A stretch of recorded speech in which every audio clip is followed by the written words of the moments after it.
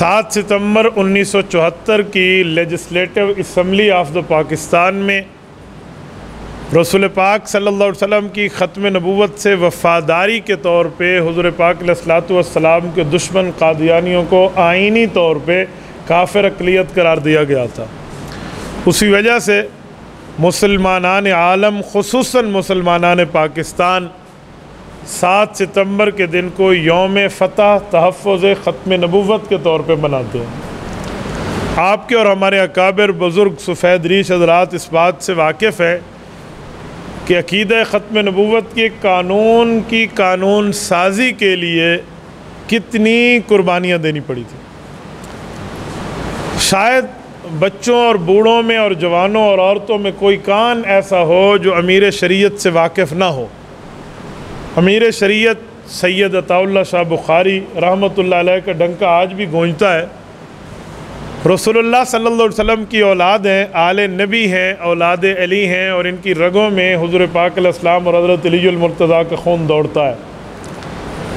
حضرت عطا اللہ شاہ بخاری رحمۃ اللہ علیہ نے ختم نبوت کے تحفظ پر پوری زندگی یوں لگائی کہ حج اور عمرہ نہ کر سکے، پوری زندگی نہ حج کا سفر کر سکے ہیں اور نہ عمرے کا، اور خود کہتے تھے کہ میں کس منہ سے رسول اللہ صلی اللہ علیہ وسلم کی قبر اقدس پہ جا کر حاضری دے کر سلام پیش کروں گا، یہاں ملک میں حضور پاک کی ختم نبوت کا انکار ہو رہا ہے تو میرا ضمیر مجھے حضور کے سامنا کرنے کی اجازت نہیں دیتا۔ یہ ان کی ایک ایمانی طاقت تھی۔ اللہ اس کی قبر پہ کروڑوں اربوں رحمتیں نازل فرمائے۔ 10,000 مسلمان نوجوان شہید ہوئے تھے۔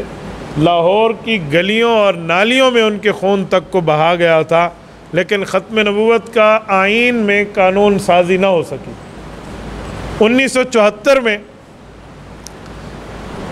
اللہ پاک نے 7 ستمبر کا وہ دن لایا جب علماء کرام طاقت میں تھے، قومی اسمبلی کے ممبر تھے، اور وہاں پر حکومت وقت کے ساتھ یہ بات طے کر کے کہ قادیانیوں کو صفائی کا موقع دیا جائے، انہیں بلائیں۔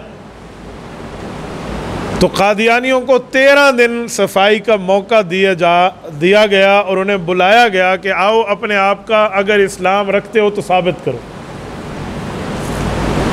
11 دن قادیانیوں کا فرقہ مرزائی قادیانی دلائل دیتا رہا اور ناکام رہا، اور آخری 2 دن قادیانیوں کا ایک فرقہ ہے لاہوری گروپ، وہ دلائل دیتا رہا اور وہ ناکام رہا۔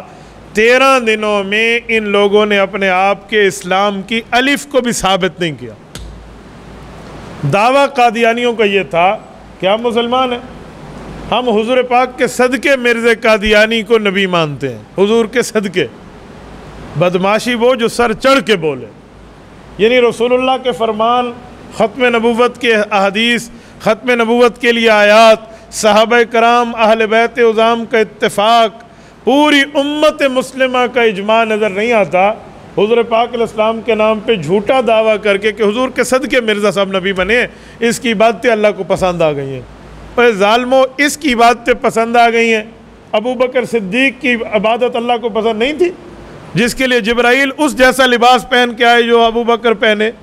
عمر فاروق رضی اللہ عنہ کی کوئی عبادت اللہ کو پسند نہیں تھی، جس کے لیے فرمایا اگر ختم نبوت نہ ہوتی تو عمر حضور کے بعد نبی ہوتے۔ عثمان ذو النورین رضی اللہ تعالیٰ عنہ کی کوئی عبادت نعوذ باللہ رب العزت کو محبوب نہیں تھی کہ جس کو نبی بنایا جائے، جس کے لیے فرمایا گیا کہ اللہ کے فرشتے اس سے شرم اور حیا کرتے ہیں۔ سیدنا حیدر کرار رضی اللہ عنہ، جن کی نسبتیں یہ ہیں کہ جن کی بیوی جنت کی عورتوں کی سردار، جن کے بچے جنت کے نوجوانوں کے سردار، اور جن کا گھر رسول اللہ جنت میں اپنے گھر کے پڑوس میں دیکھ کر آئے، اس کی کوئی عبادت مقبول نہیں ہے کہ اللہ رب العزت اسے نبی بنا دے۔ اور امت مسلمہ میں کوئی ولی اللہ، کوئی اللہ والا نہیں گزرا۔ امام اعظم ابو حنیفہ، جن کی خوشخبری قرآن اور حدیث کے اشارات پہ موجود ہے، شیخ عبد القادر جیلانی رحمہ اللہ، جو تصوف کے چوٹی کے اماموں میں ایک امام ہے، یہ بزرگ دنیا میں نظر نہیں آ رہے تھے۔ امام حسن بصری رحمہ اللہ، جس شخصیت جو 500 صحابہ کرام کے شاگرد ہیں، یہ بزرگ، یہ لوگ، ان میں سے تو کسی کو نبوت کے تاج سے سرفراز نہیں کیا گیا۔ ایک مرزا ملا تھا، یعنی مرزائیوں کا یہ دعویٰ تھا، اور اس دعوے کو علماء کرام نے قومی اسمبلی کے فلور پر ایسے اڑایا جیسے فٹ بال کو اڑایا جاتا ہے چٹیل میدان میں. اور یہ 7 ستمبر 1974 کا دن تھا جب legislative assembly of the Pakistan نے قانون پاس کیا، آئین میں ترمیم کی، اور آئین کا اس بات کو حصہ بنا دیا گیا کہ مسلمان کا معنی جیسے عقیدہ توحید کے معنی بغیر پورا نہیں ہو سکتا، ویسے حضور پاک کو آخری نبی مانے بغیر بھی مسلمانی کا دعویٰ پورا نہیں ہو سکتا. اسلام تو پہلے اس بات کا قائل و فاعل تھا، لیکن ہمارے ملک میں اس دھرتی پر سب سے پہلے یہ قانون جو پاس ہوا ہے وہ 1974 میں ہوا، اور پھر اس کے بعد مسلم ممالک جن میں عرب ممالک، خلیجی ممالک، باقی عرب جتنے دنیا کے ممالک ہیں، انہوں نے یہ قانون پاس کیے سب نے کیے کہ مسلمانی کا معنی عقیدہ ختم نبوت کا اقرار ہے، اس کے بغیر اسلام مکمل نہیں ہے. تو میں نے سوچا کہ میں آج نوجوان نسل کو اس پر تھوڑی آگاہی دوں. ہمارے بزرگوں کو تو پتہ ہے، لیکن ہمارے نوجوان اس بات سے ناواقف ہیں کہ ختم نبوت کے لیے قربانیاں کیا لگی تھیں. حضرت مولانا مفتی محمود، اللہ اس کی قبر پہ کروڑوں اربوں رحمتیں نازل فرمائے، یہ تمام مسلمانوں کی طرف سے بڑے تھے قومی اسمبلی میں، اور ان کی قیادت میں دیوبندی، بریلوی، اہل حدیث سارے علماء ان کے ساتھ متفق تھے. کسی مسئلے پر ان سے اس مسئلے پر کوئی اختلاف نہیں ہے کہ حضرت آپ نے ختم نبوت کے تحفظ کی جنگ لڑنی ہے، ہم سارے آپ کے ساتھی ہیں. اور قادیانیوں کی طرف سے مرزا ناصر، مرزا قادیانی کا پوتا آیا تھا، اور مرزا قادیانی کا پوتا آ کر اس نے قادیانیت کو ڈیفینڈ کیا تھا. اور ایک ڈاکٹر پتہ نہیں عبد الکریم وغیرہ اس طرح نام تھا، وہ قادیانیوں کے لاہوری گروپ کا بڑا تھا اور یہ قادیانیت کی وکالت کر رہا تھا. ان کی گفتگو 13 دن کے اسمبلی کی کاروائی پوری 5 جلدوں میں چھپ چکی ہے. آپ عقیدہ ختم نبوت پہ پڑھنا چاہیں نا، وہاں 13 دن میں جو قادیانیوں نے کہا، جو مسلمانوں نے جواب دیا، جو حکومت وقت نے باتیں کی، اور جو یہ حضور پاک کے دشمن اور خدا کے دشمن ذلیل اور خوار ہوئے، ان کی پوری روداد 5 جلدوں میں چھپ چکی ہے. اور اس کا نام ہے 1974 کی لیجسلیٹو اسمبلی میں قومی اسمبلی نے کیا کارروائی کی تھی ختم نبوت کے بارے میں. انٹرنیٹ پر بھی موجود ہے اور پرنٹ شکل میں بھی، کتاب کی شکل میں بھی آ چکی ہے.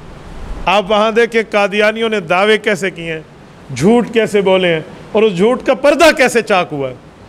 مفتی محمود رحمۃ اللہ علیہ فرماتے ہیں کہ جب قادیانیوں کا بڑا آیا نا قومی اسمبلی میں مسلمانوں سے بات کرنے، اس وقت کے جو سربراہ مملکت تھے جناب ذوالفقار علی بھٹو، میں تو کہتا ہوں اللہ اس کی قبر پہ کروڑوں اربوں رحمتیں نازل فرمائے، اس نے ختم نبوت کا چاہ کر کام کیا ہے. نہ چاہتا اور روڑے اٹکاتا تو ہو سکتا ہے نہ ہو سکتا ہے یہ قانون. رب کریم کسی وجہ سے کسی پہ کرم کر دے. میں اس سے کوئی سیاسی اور پولیٹیشن کے اختلاف کی بات نہیں کرتا، میں ختم نبوت کے لیے ایک بندے کی قربانی کا اعتراف کرنے کو حق سمجھتا ہوں. انہوں نے پھر اس کو بلوایا کہ وہ MNA نہیں ہے قادیانی.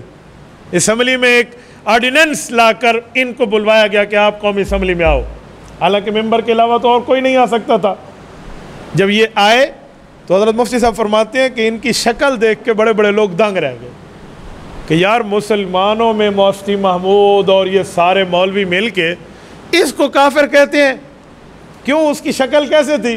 وہ قادیانی سر پہ سفید پگڑی پہن کے آیا تھا، سفید کرتے میں آیا تھا، اور قرآن شریف کو ادھر لٹکائے ہوئے آیا تھا، اور کلمہ طیبہ پی پٹی ماتھے پہ بالکل باندھ کر آیا تھا، اور حضور پاک کے نام پہ صلی اللہ علیہ وسلم بڑے طریقے سے کہتا، حضور کے نام پہ یوں درود پاک پڑھتا، اور صحابہ کرام کے نام پہ رضی اللہ عنہم، اور اس طرح، اور بڑی عقیدت و احترام سے بات کرتا آیات اور حدیث کے تھا. تو حضرت مفتی صاحب رحمۃ اللہ علیہ فرماتے ہیں میں نے اس وقت دل میں اللہ سے کہا میرے مولا بظاہر اگر شکل دیکھے تو یہ تو مسلمانوں کا بڑا لگ رہا ہے، یہ لوگ سادے لوگ ہیں، دیندار اتنے نہیں ہیں، قومی اسمبلی کے ممبر ہیں، ان کے سامنے ہم کیسے بنوائیں گے کہ یہ رسول اللہ کی ختم نبوت کے تاج کا دشمن ہے. تو بہرحال کہتے ہیں 13 دن اگر کارروائی چلی ہے نا تو 13 دن یہ بھی رات کو مسلح پر اور دن میں اسمبلی پر بیٹھے ہیں، اور انہوں نے بھی دلیل کی دنیا میں بات منوائی کہ قادیانی اور کفر وہاں سے ذلیل و خوار ہو کے نکلا ہے. اور صرف وہاں سے نہیں، مبارکباد کے مستحق اہلیان پاکستان کے ہمارے ملک سے بھی نکل چکے ہیں. یہیں سے نکلا نا اس کو پناہ کسی اور نے نہیں دی، سیدھا اپنے ابو انگریز کے پاس انگلینڈ میں جا کے ان کو پناہ ملی ہے، سیدھا وہاں گئے ہیں جن کے خود کاشتہ پودے ہیں۔ تو میرے دوستو، یہ ہمارے تمام علماء کرام کی محنتیں تھیں، اور قومی اسمبلی میں قادیانیت سے 1 to 1 گفتگو تھی، اور سمجھایا گیا تھا، اس دن میں بتایا گیا کہ اسلام کیا ہے اور مسلمانیت کیا ہے۔ بڑے جھوٹ بولے گئے تھے۔ ہمارے یہاں ایک بزرگ تھے، ہمارے مربی حضرت عظیم مجاہد صاحب، اللہ اس کی قبر پہ کروڑ ارب رحمت نازل فرمائے، ڈی اے خان کے ایک نامی گرامی نام ہے۔ وہ فرماتے تھے حضرت مفتی محمود رحمۃ اللہ علیہ نے جو حوالہ ایک پیش کیا تھا، وہاں وہ کتاب پاکستان میں کہیں نہیں مل رہی تھی، قادیانیوں نے چھپا دی تھی، پہلے چھاپی تھی پھر چھپائی تھی۔